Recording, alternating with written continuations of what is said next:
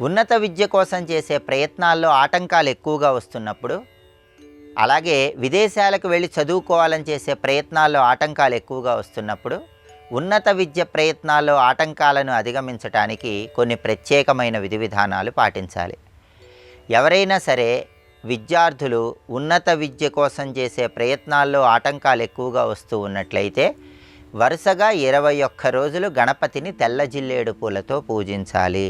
ప్రతిరోజు కూడా గణపతి చిత్రపటం దగ్గర ప్రమిదలో విప్ప నూనె పోసి 5 ఒత్తులు వేసి దీపాన్ని వెలిగించి ఓం కపిలాయ నమః అనే మంత్రాన్ని 21 సార్లు చదువుతూ తెల్ల జిల్లేడు పూలతో పూజ చేయాలి. దీనివల్ల ఉన్నత విద్య కోసం చేసే ప్రయత్నాల్లో ఆటంకాలు తొలగిపోతాయి. అలాగే చాలామంది విదేశాలకు వెళ్ళి ఉన్నత విద్య కోసం చాలా రకాలుగా ప్రయత్నాలు చేస్తూ ఉంటారు. విదేశాలలో ఉన్నత విద్య కోసం చేసే ప్రయత్నాలు విజయవంతం కావాలంటే ప్రతిరోజు కూడా ఓం కాలపాశధరాయ నమః అనే మంత్రాన్ని 21 సార్లు చదువుకోవాలి. ఓం కాలపాశధరాయ నమః 41 రోజుల పాటు రోజు 21 సార్లు ఈ మంత్రం చదువుకుంటూ ఉంటే విదేశాలకు వెళ్ళి ఉన్నత విద్య చేయాలనే కల నెరవేరటానికి ఇది విశేషంగా సహకరిస్తుంది. అలాగే ఉన్నత విద్య కోసం చేసే ప్రయత్నాల్లో విజయం కోసం ఆదివారం పూట దగ్గరలో ఉన్నటువంటి దుర్గా ఆలయంలో మినపపిండితో చేసిన ప్రమిదల్లో దీపాలు వెలిగించాలి. మినపపిండి, బెల్లం తురుము, ఆవు పాలు కలిపి ఒక ప్రమిద తయారు చేసుకుని అలాంటి మినపపిండి ప్రమిదల్లో నువ్వుల నూనె పోసి దుర్గా ఆలయ ప్రాంగణంలో ఆదివారం పూట దీపాలు వెలిగించినట్లయితే ఉన్నత విద్య ప్రయత్నాలు విజయవంతం చేసుకోవచ్చు. దూర ప్రాంతాలకు వెళ్ళి చదువుకునే వాళ్ళు చదువులు అత్యున్నత స్థాయిలో రాణించడానికి కూడా ఇది విశేషంగా సహకరిస్తుంది.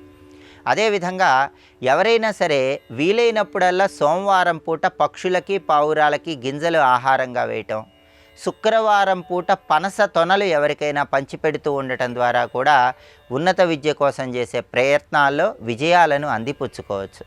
అలాగే దూర ప్రాంతాలకు వెళ్ళి చదువుకోవాలని, విదేశాలకు వెళ్ళి చదువుకోవాలని, అలాంటి కళ నెరవేర్చుకోవటానికి చేసే ప్రయత్నాల్లో తరచుగా ఆటంకాలు ఎదురవుతున్న వాళ్ళు కూడా ఈ ప్రత్యేకమైనటువంటి విధి విధానాలు పాటించడం ద్వారా ఆ సమస్యల నుంచి చాలా సులభంగా బయటపడవచ్చు.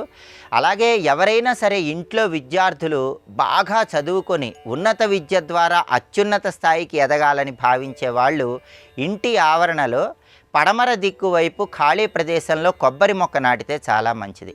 కొబ్బరి చెట్టు ఇంటి ఆవరణలో పడమర దిక్కులో పెరుగుతూ ఉన్నట్లయితే ఆ ఇంట్లో విద్యార్థులు ఉన్నత విద్య పరంగా అత్యున్నత స్థాయికి ఎదగగలుగుతారు. కాబట్టి ఈ ప్రత్యేకమైనటువంటి విధి విధానాలు పాటించండి.